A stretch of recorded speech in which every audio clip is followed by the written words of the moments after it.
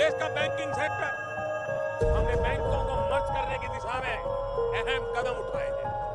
Banking system को भी मजबूत करने पर सरकार ने विशेष बल दिया। बैंकिंग सेक्टर में अपॉइंट के लिए हमने अलग बैंक के रिक्रूटमेंट बोर्ड बना दिया है। स्वतंत्र संस्थाओं को रिक्रूट कर रहे हैं। पॉलिटिकल इंटरफेरेंस हमने खत्म कर दिया। देखा आपने कैसे हमारे पीएम बैंक्स को और आम पब्लिक को इन्वेस्टर्स के साथ जोड़ना चाहते हैं ताकि इकोनॉमी के साथ साथ आम पब्लिक भी तरक्की करे। हेलो एवरीवन, कैसे हैं आप सब बढ़िया। पिछले एपिसोड में हमने बातें की थी इंडियन पॉपुलेशन और उनकी बैंकों से दूरी के बारे में। आइए इस एपिसोड में जानेंगे कि भारत में बैंकों के इतिहास और मॉडर्नाइजेशन के बारे में, उन पे आरबीआई और गवर्नमेंट के कंट्रोल के बारे में। भारत व्यापार और व्यापारियों का देश रहा है। काफ़ी पुराने समय से भारत में वस्तुओं की खरीद बिक्री और बाजार का चलन रहा है। इसके सबूत हमें पुरानी सभ्यताओं के समय में भी मिले हैं। पहले जब सिस्टम में करेंसी नहीं होती थी तब लोग वस्तुओं को एक्सचेंज करके बिजनेस करते थे, जिसे बार्टर सिस्टम कहते हैं। धीरे धीरे मुद्रा आई, फिर सिक्के आए और फिर कागज़ के नोट बने। इन्हें हिफाजत से रखने के लिए तिजोरियों की खोज हुई और फिर बने बैंक्स। बैंक की खोज ने पूरे सिस्टम को बदल डाला और ये बदलाव काफ़ी पॉजिटिव रहा। अर्थव्यवस्था तरक्की करने लगी, साथ साथ पूरी दुनिया तरक्की करने लगी और आज बिना बैंकिंग सिस्टम के कोई भी देश खड़ा नहीं रह सकता, चल नहीं सकता। आइए जानते हैं और समझते हैं क्या होते हैं बैंक्स। बैंक एक ऐसी वित्तीय संस्था है जिसे पैसे डिपॉजिट करने का और लोन देने का और दूसरी फाइनेंशियल एक्टिविटीज़ करने का लाइसेंस मिला होता है। कि कस्टमर कौन होते हैं?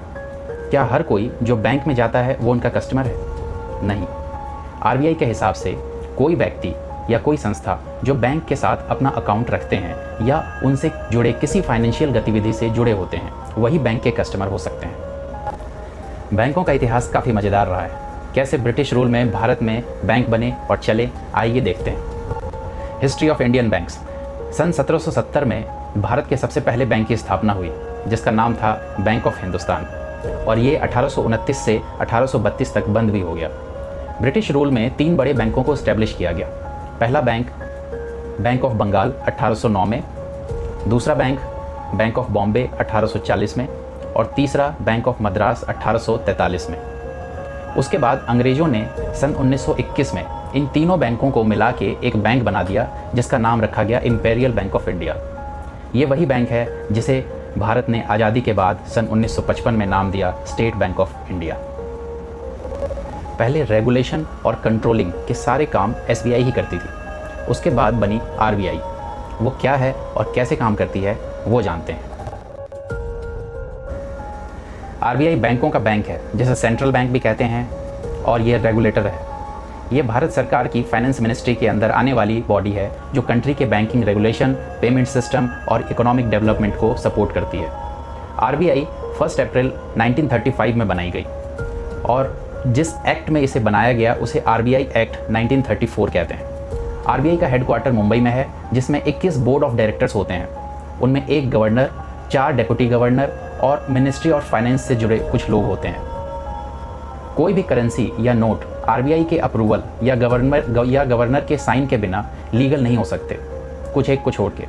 जिस तरह आरबीआई बैंकों के हितों की रक्षा करती है उसी तरह वो कस्टमर के हितों की भी रक्षा करती है और बैंक और कस्टमर के बीच ब्रिज का काम करती है।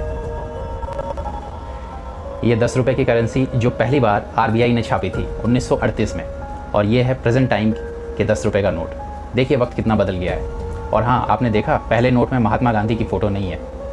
आपको पता है भारत में अब तक की सबसे बड़ी करेंसी नोट सन 1954 में 10,000, 5,000 और 1,000 की थी जिसे सन 1978 में डीमोनेटाइज कर दिया गया।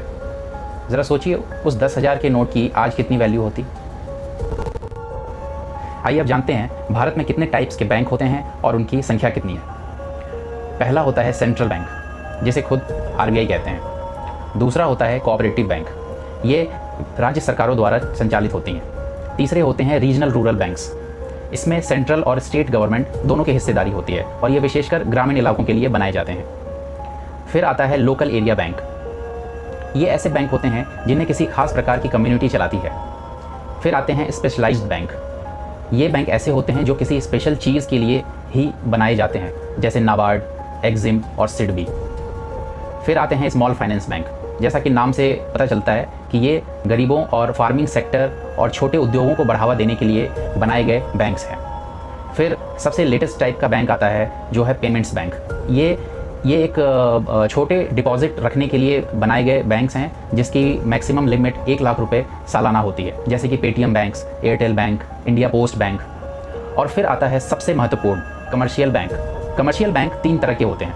पब्लिक सेक्टर बैंक जैसे कि state bank of India, Punjab national bank, Canara bank, UBI वगैरह। दूसरे होते हैं प्राइवेट सेक्टर बैंक जैसे कि ICICI bank, HDFC bank, axis bank, Kotak Mahindra bank. फिर आते हैं फॉरेन बैंक्स जैसे कि HSBC, city bank, DBS bank. ये ऐसे बैंक होते हैं जिनके हेडक्वार्टर्स तो विदेशों में होते हैं बट वो अपनी ब्रांच भारत में चलाती हैं। मार्च 2019 के एक डेटा के हिसाब से इंडिया में 1,20,000 से ज़्यादा ब्रांचेस सभी बैंकों के मिला के हैं और उनके 2 लाख से ज़्यादा एटीएम हैं, जिसमें से सिर्फ 35,000 ब्रांचेस ऐसे हैं जो रूरल एरियाज़ में हैं। इससे ये पता चलता है कि हमारे ग्रामीण इलाकों में या छोटे जगहों पे बैंकों का कितना अभाव है। तो अगले एपिसोड में हम जानेंगे कि वो बैंक कौन से होते हैं जिन्हें टू बिग टू फेल कहते हैं, और हम जानेंगे कि बैंकों द्वारा कौन सी सर्विसेज प्रोवाइड की जाती हैं, एक आम आदमी कैसे उन सर्विसेज को यूटिलाइज कर सकता है, और कौन से बैंक सबसे ज़्यादा सेफ हैं हमारे देश में, और बैंकों के द्वारा हम कैसे अर्न कर सकते हैं। मिलते हैं बहुत जल्द अगले एपिसोड में। तब तक अपना ख्याल रखिए, अपने अपने घरों में बुजुर्गों और महिलाओं का, बच्चों का खास ख्याल रखिए और अपने आप से ईमानदार रहिए। This is Atul signing off for the day. Bye bye.